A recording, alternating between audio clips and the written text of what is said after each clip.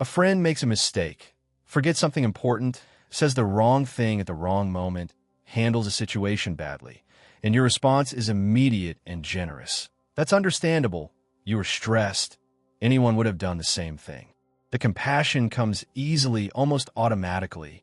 You make the exact same mistake, and something completely different happens. No automatic generosity. No, anyone would have done the same. Instead, a harsh, immediate verdict. You should have known better. You should have been more careful. This reflects something genuinely deficient about you. Here's what makes this especially strange when you actually examine it. You have dramatically more information about your own situation than you ever have about anyone else's. You know your exact intentions, your full context, every constraint you are working under. Logically, having more complete information should produce more understanding, not less. A judge with full access to context typically renders a fairer verdict than one working from limited information. And yet, somehow, having the most complete information possible about any single person's mistakes, your own, produces the harshest judgment of all. By the end of this video, you'll understand the specific psychological mechanism that explains this apparent contradiction, why more access to your own intentions actually increases harshness rather than reducing it, and a concrete method for applying the same evaluative standard to yourself that you naturally extend to others. Stay until the end, because the last part explains why this asymmetry gets stronger, not weaker, with people you respect the most. Let's start with the mechanism that explains why more self-knowledge produces more self-criticism, not less. The relationship between perceived controllability and judgment severity. When you evaluate someone else's mistake, your judgment is based almost entirely on the external behavior and outcome, what they did and what happened as a result.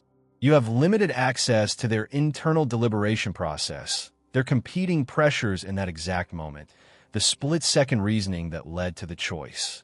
This limited access actually works in their favor. Without clear evidence that they deliberately chose the worse option despite knowing better, you default to attributing the mistake to circumstance, stress, or reasonable misjudgment. What psychologists studying attribution call situational attribution. When you evaluate your own mistake, you have something nobody else has access to, a clear, detailed memory of your own internal reasoning at the time, including moments where you may have briefly considered the better option and dismissed it, or where you genuinely knew the risk and proceeded anyway. This isn't available information about other people's mistakes. You simply don't have equivalent access to their internal deliberation. But for your own mistakes, that internal access is unavoidable, and it shifts the judgment from, this was understandable given limited information, to I had the information and didn't act on it, which research on judgment and responsibility consistently shows produces significantly harsher moral and practical evaluation.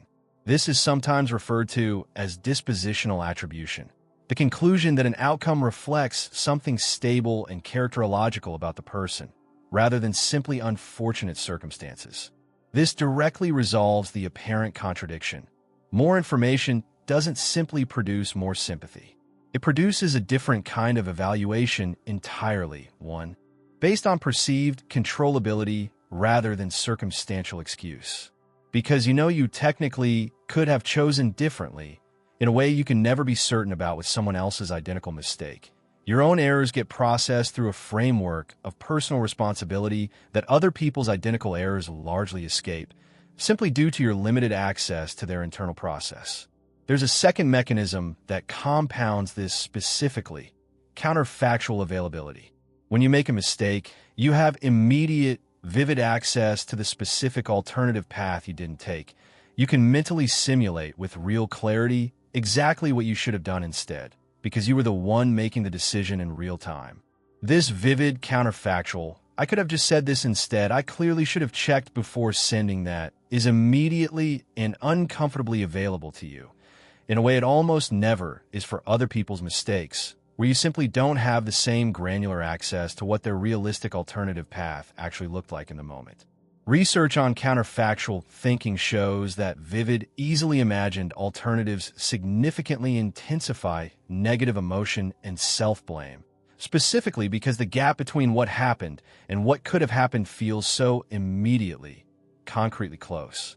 There's a third factor worth naming directly, because it explains why this asymmetry tends to intensify specifically around people and standards you respect most: identity-relevant standard violation. Mistakes that violate standards closely tied to your sense of identity. Competence, reliability, kindness, whatever values you most want to embody, generate disproportionately harsh self-judgment because the mistake isn't processed only as an isolated event. It's processed as evidence, potentially contradicting a core piece of how you understand yourself. This is part of why people often report being far harsher on themselves for mistakes related to their professional competence or their character than for mistakes in domains less central to their identity. The same objective error generates wildly different intensities of self-judgment, depending on how closely it touches something you've built your self-concept around. So if this asymmetry is built into how self-knowledge interacts with judgment, how do you actually work with it, rather than simply being told, unhelpfully, to be kinder to yourself? First, deliberately strip away the counterfactual advantage you have over yourself by evaluating your own mistake using only the information you'd realistically have about someone else's identical situation. Ask specifically, if I only knew the external facts, what happened, the outcome, the general circumstances, without access to my own internal deliberation, how would I judge this? This artificially recreates the limited information condition that naturally produces situational, rather than dispositional, attribution for others. Second, explicitly name the counterfactual distortion when it appears. When you catch yourself thinking, I should have known better, recognize that this thought is generated specifically by your unusual access to your own alternative path, not by genuine evidence that the mistake was more serious or more deliberate than identical mistakes made by others. Naming this distortion, this feels worse because I can see the alternative clearly, not because it was actually worse, helps separate the intensity of the feeling from its actual accuracy as a judgment. Third, when evaluating identity-relevant mistakes, specifically, deliberately separate the single instance from your broader pattern of behavior. A mistake that violates a core value once, in a specific moment under specific pressures, is not equivalent evidence to a stable pattern across many situations. Even though identity-relevant violations tend to feel, in the moment, like they reveal something permanent and characterological. Asking, is this actually representative of how I generally act, or is this one instance under unusual pressure, interrupts the tendency to treat a single mistake as definitive proof about your character. Fourth, practice the explicit transfer technique, literally describing your situation in third person as if it happened to someone else before generating a judgment. This isn't simply a comforting reframe. It functions by deliberately limiting your access to the vivid counterfactual and internal deliberation that's driving the harsher self-judgment, recreating, even temporarily, the more limited information condition under which you naturally extend others more understanding. Here's what ties this together.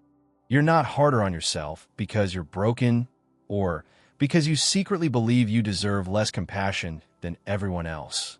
You're harder on yourself because you have access to a level of detail about your own decision-making, your alternatives, your internal deliberation, the path you didn't take, that you simply never have about anyone else's identical mistake. That access, counterintuitively, doesn't produce more understanding. It produces more perceived responsibility, more vivid counterfactual regret, and ultimately, harsher judgment.